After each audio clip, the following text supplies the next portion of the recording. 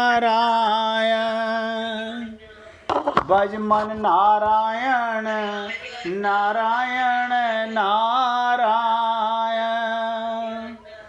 भज मन नारायण नारायण नारायण श्रीमन नारायण नारायण नारायण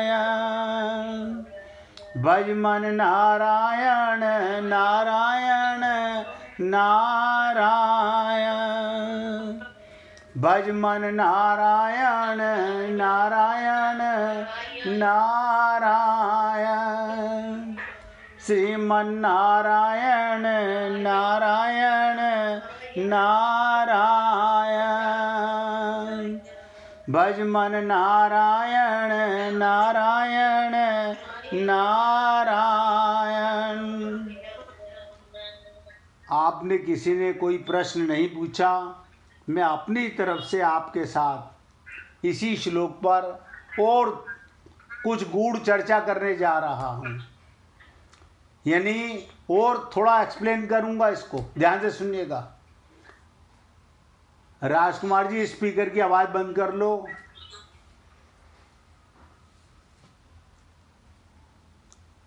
श्रीमद् भागवत गीता मनुष्य को व्यवहार में परमार्थ सिद्धि की कला सिखाती है। भगवान श्री कृष्ण ने, भगवान श्री राम ने क्या किया? व्यवहार। व्यवहार माने क्या होता है? एक्टिंग।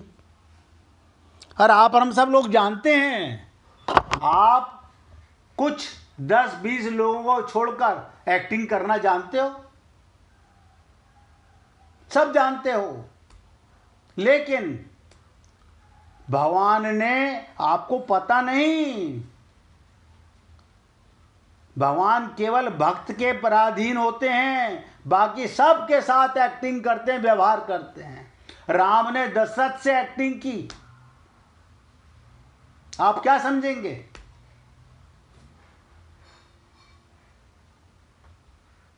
ये लीला, हम भगवान की लीला तो कहते हैं। लीला माने क्या? एक्टिंग। हम पिक्चर देखते हैं, टीवी देखते हैं, उसने बहुत बढ़िया एक्टिंग की, यानी तुमको उसकी एक्टिंग पसंद है।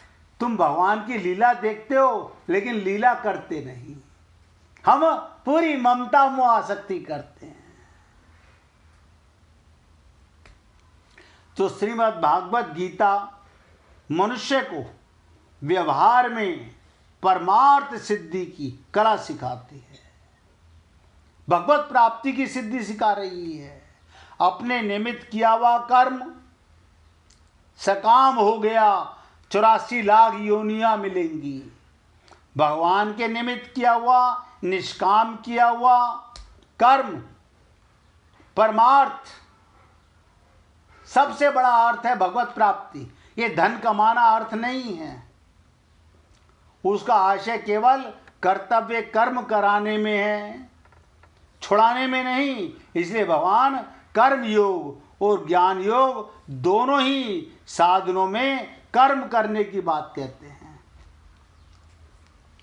ध्यान से सुनिएगा, इसको कैसे समझा जाए। ये एक स्वाभाविक सी बात है, जब साधक अपना कल्याण चाहता है तब वो सांसारिक कर्मों से उगताने लगता है। अपना कल्याण चाहता है, सांसारिक कर्मों से उगताने लगता है और उन्हें छोड़ना चाहता है। इसी कारण अर्जुन भी कर्मों से उगताकर भगवान से पूछते हैं, जब मैं कर्म योग और ज्ञान योग दोनों प्रकार के साधनों का तात्पर्य समता से है, तो फिर कर्म करने की बात आप क्यों कहते हो?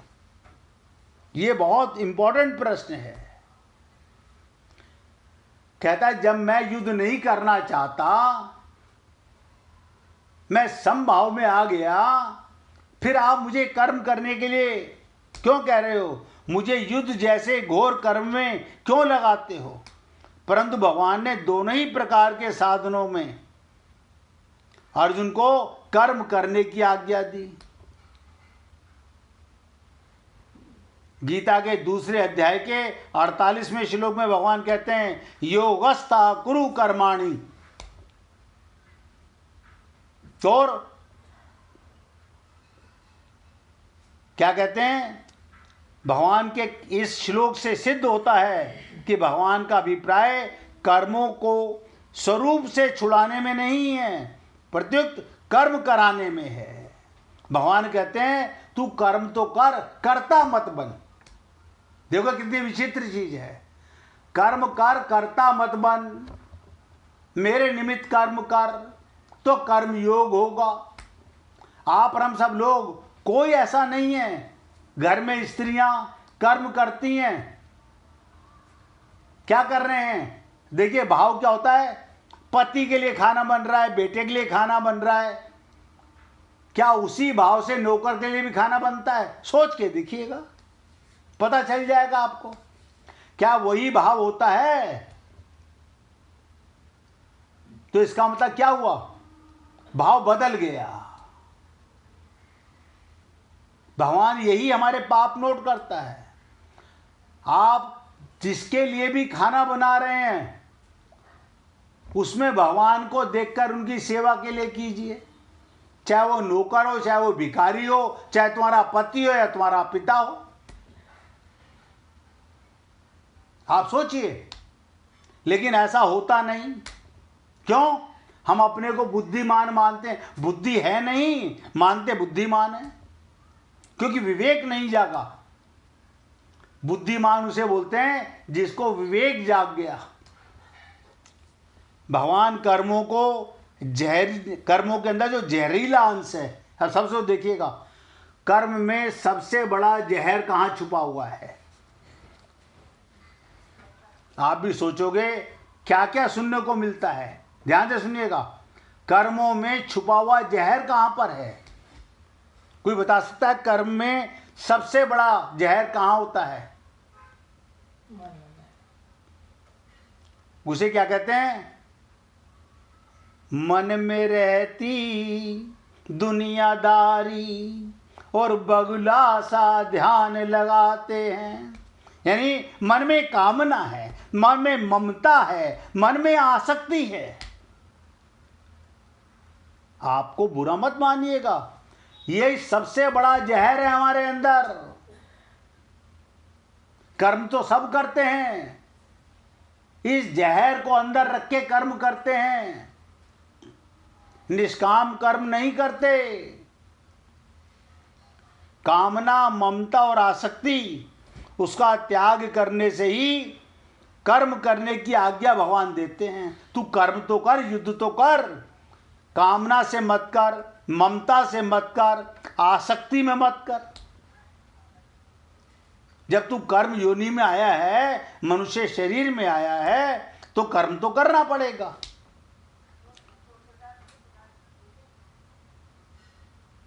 देखिए, किसी का घर में बातें मत करो भाई, अगर बात कर रहे हो तो ना सुनो तो ज्यादा बेटर है। कर्म में सबसे बड़ा जहरीला अंश, निष्काम होके करो, कामना, ममता और आसक्ति में मत करो। उसका त्याग करके ही कर्म करने की आज्ञा देते हैं भगवान। कर्मों के स्वरूप से त्याग करने की अपेक्षा साधक को उनसे अपना संबंध विच्छेद करना चाहिए। कर्मों का स्वरूप से त्याग करने का अपेक्षा साधक को उनसे अपना संबंध विच्छेद करना चाहिए। यानी कर्म योगी, ध्यान से सुनो, निस्वार्थ भाव से, कर्म योगी निस्वार्थ भाव से कर्म करते हुए, ध्यान से सुनिएगा, बहुत इंपॉर्टेंट बात है। साधक को उनसे अपना संबंध विच्छेद कैसे होगा? कर्म योगी निस्वार्थ भाव से कर्म करते हुए शरीर, इंद्रियां, मन, बुद्धि आदि को संसार की वस्तु मानकर संसार की सेवा में लगाता है। हम सेवा नहीं करते, हम तो शरीर को अपना मानते हैं, इंद्रियों को अपना मानते हैं, मन को अपना मानते हैं, बुद्धि को अपना मानते हैं। हमारा सूक्ष्म शरीर और स्थूल शरीर ये क्यों नहीं शुद्ध होते? क्योंकि उसको हम अपना मानते हैं। वो मिला है सेवा के लिए।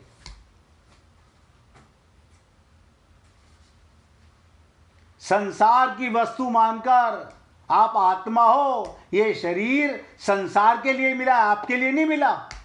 आत्मा के लिए तो सिर्फ इस देह में हरि मिलत का भाव रहना चाहिए। तो कहने का तात्पर्य शरीर, इंद्रियां, मन, बुद्धि,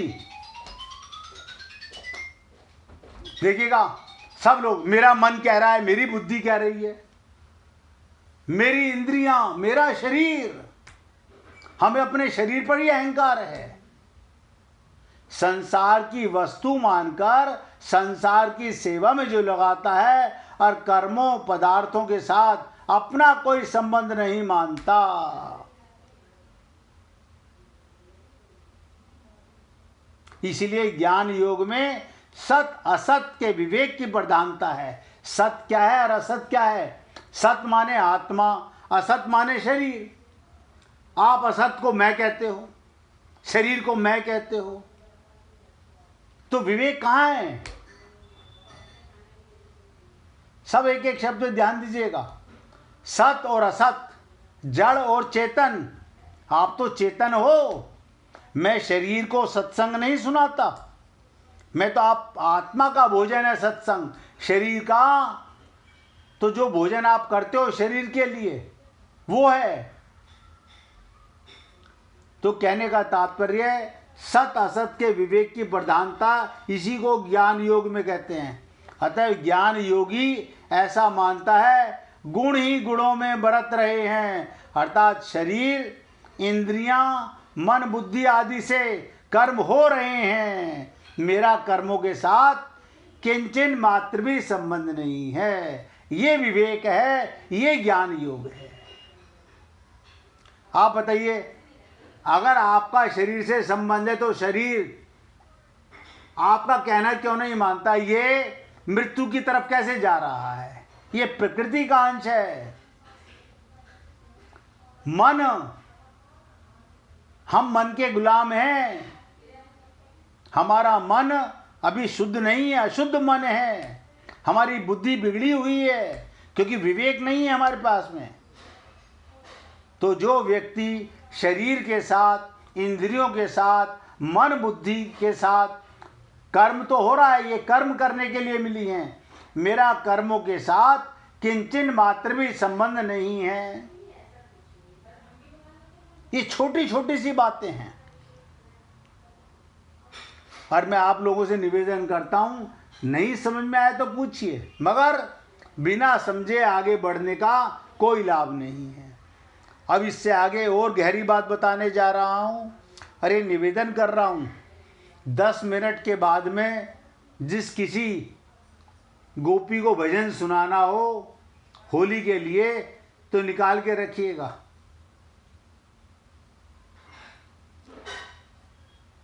प्राय देखा गया है सभी साधकों के अनुभव की बात, ध्यान से सुनो, सभी साधकों के अनुभव की बात, कल्याण की उत्कृष्ट अभिलाषा जागृत होते ही,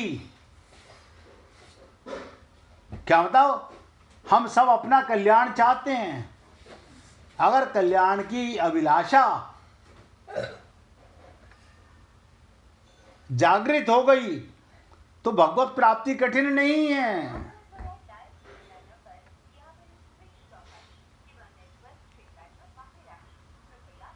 तो कहते हैं जागृत होते ही कर्म, पदार्थ और व्यक्ति परिवार से उसकी अरुचि होने लगती है। हाँ बताइए, हम कर्म में रुचि रखते हैं, सामान में रुचि रखते हैं, और परिवार में, आप बताइए परिवार में आपकी रुचि किस लिए? उन्हें परमात्मा का अंश मान के रुचि है। सोच के देखो, हमारी परिवार में रुचि किसके लिए है? अगर आत्मा मान करके रुचि है तो परमात्मा की रुचि है, और उनके साथ शरीर का संबंध मान के रुचि है, तो ये सब सकाम कर्म हो रहा है। परंतु वास्तव में हम लोगों ने देह के साथ, शरीर के साथ घनिष्ठ संबंध होने से, हमारा देह के साथ घनिष्ठ संबंध होने से ये आराम विश्राम की इच्छा ही है जो साधक की उन्नति में बाधक है। साधकों के मन में ऐसा भाव रहता है, कर्म, पदार्थ और व्यक्तियों का स्वरूप से त्याग करने पर ही हम परमार्थ मार्ग में आगे बढ़ सकते हैं। अब आप सोचिएगा, संसार का अर्थ पाना चाहते हो, संसार में नाम कमाना चाहते हो, संसार का धन कमाना चाहते हो, शरीर का भोग कमाना चाहते हो, तो परमार्थ नहीं है, ये स्वार्थ है। अर्थ तो है, यहाँ पर स्वार्थ है। और परमार्थ माने क्या?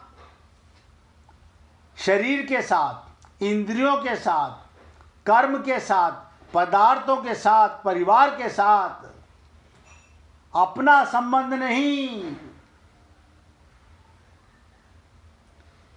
अन्यथा हमारी उन्नति में, हमारे कल्याण में, हमारी तरक्की में बाधक बनते हैं। साधकों के मन में ऐसा भाव रहता है, कर्म, पदार्थ और व्यक्ति का स्वरूप को त्याग करने पर हम परमार्थ मार्ग में आगे बढ़ सकते हैं।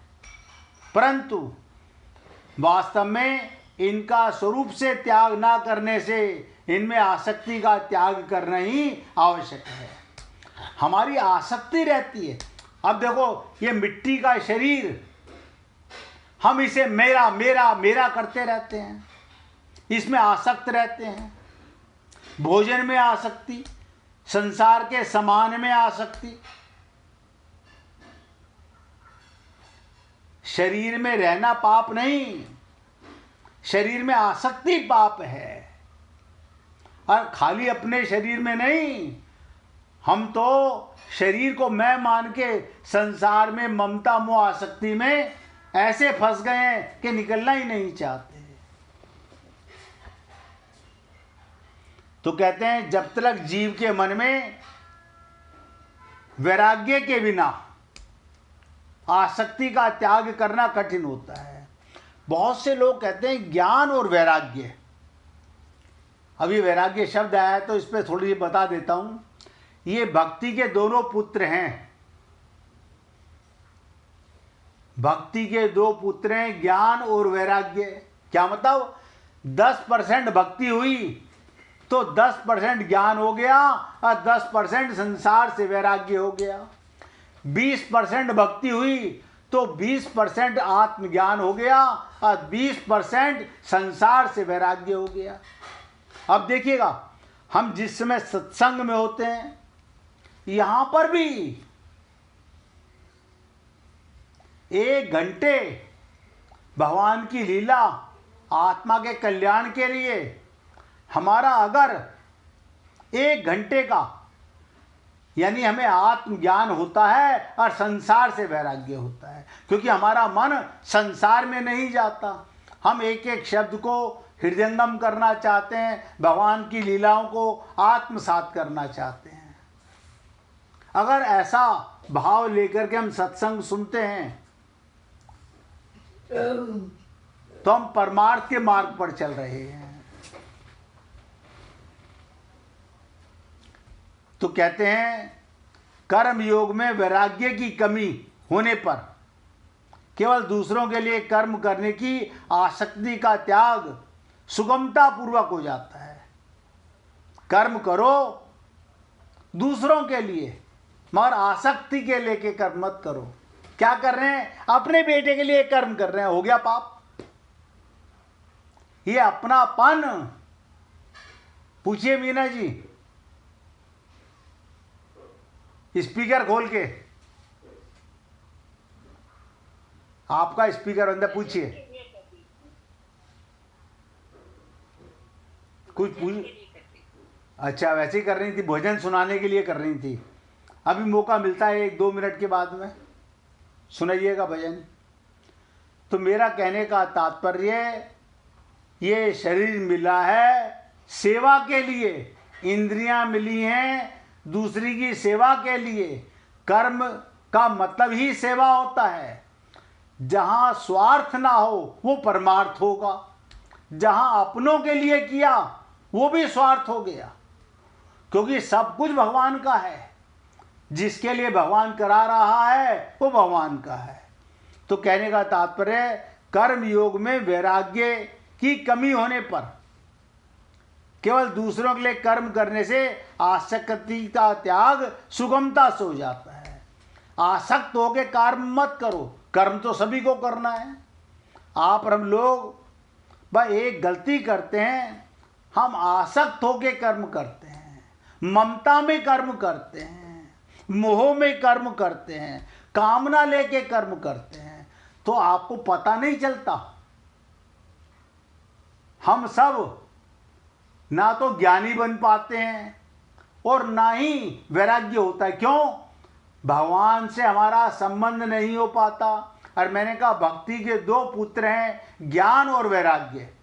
जितना जितना भगवान में मन लगेगा उतना उतना आत्मज्ञान होगा और संसार से वैराग्य होगा। ये करने से होगा, बिना करे नहीं होगा। अब आप पाना भी चाहते हो, पाना चाहते हो राम रस, और मल रस छोड़ना नहीं चाहते। संसार के सामान में कितनी आसक्ति है हमारी। हाय ये मेरा मकान, हाय ये मेरी ज्वेलरी, हाय ये मेरे कपड़े, हाय ये मेरा शरीर।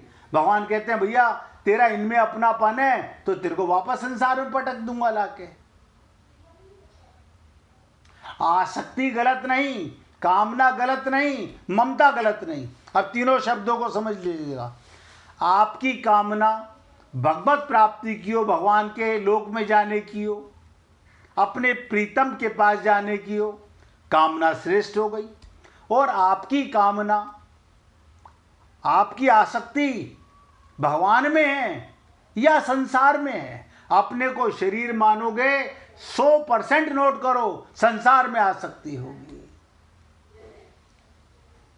तो कामना, ममता और आसक्ति, ये परमात्मा के साथ, गुरु के साथ, भगवान के परिवार के साथ, यानी भगवान के भक्तों के साथ हो जाए तो भगवत प्राप्ति होगी। अब आप कहोगे भगवान को कहाँ ढूंढे? भगवान को नहीं ढूंढना, भगवान के परिवार से प्रेम करो। जो अपना लक्ष्य भगवत प्राप्ति का बना चुके उनसे प्रेम करो, उनमें आसक्त हो जाओ, उनके प्रति ममता करो। जैसे आपने देखा एक व्यक्ति ने करंट उसके अंदर आया हुआ है, वो जिसको छुएगा सब में करंट चला जाएगा, चाहे वो लाखों आदमियों को छू ले। अभी इसी श्लोक पर परसों आपके साथ थोड़ी और विशेष चर्चा करूंगा, क्योंकि अभी मेरा अपने मन की सेटिस्फैक्शन नहीं हुई है। भगवान से प्रार्थना करता हूं कि जो कुछ आज आपने सुना है, कल होली जब खेलें, जिसके मस्तक पर गुलाल लगाएं, चंदन लगाएं, तो ये सोच के लगाएं इसमें भगवान है। शरीर का संबंध मान के आसक्ति होती है और भगवान का संबंध मान करके प्रेम और भक्ति होती है। निवेदन करना मेरा कार्य है। अब मीना जी भजन सुनाना चाहती हैं, मीना जी से भजन सुनिए। सुनाइए मीना जी।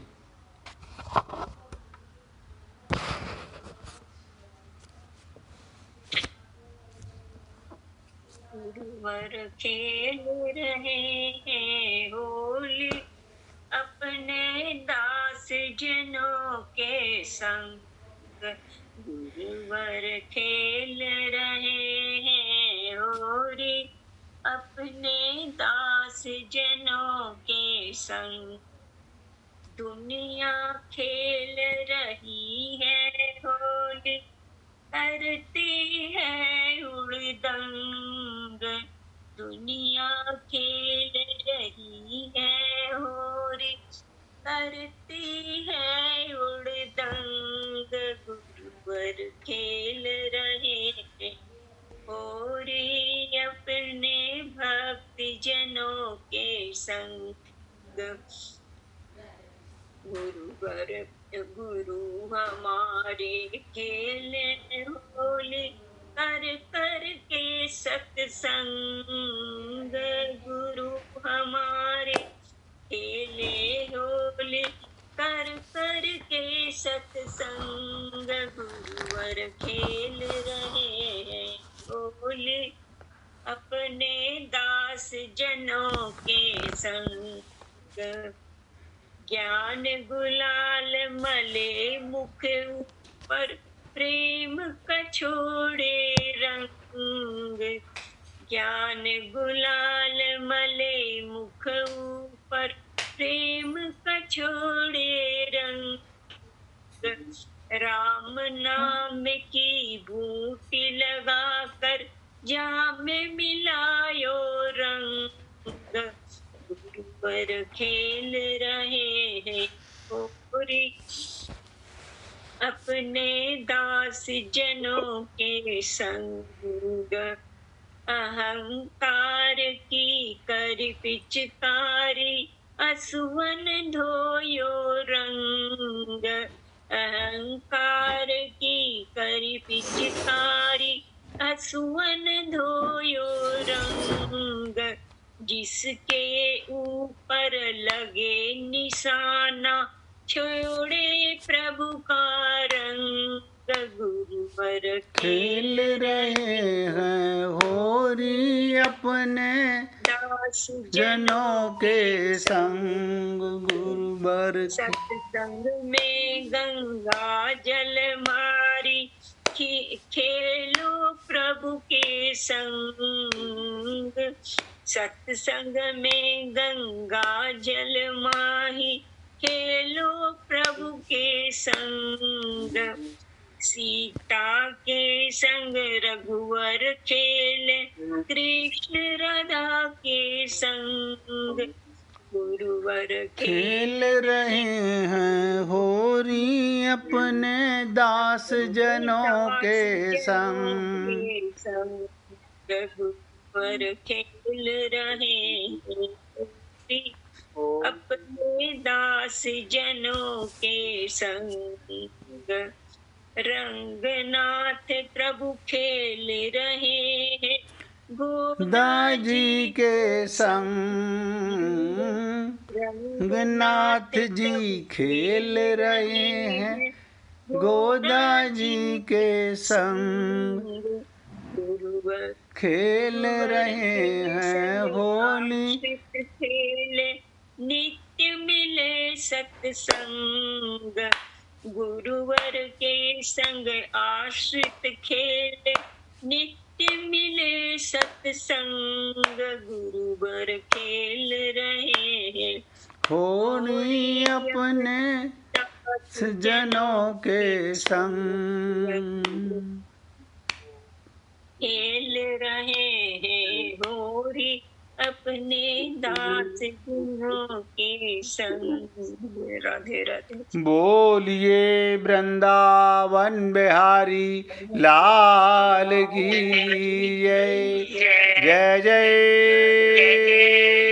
श्री राधे।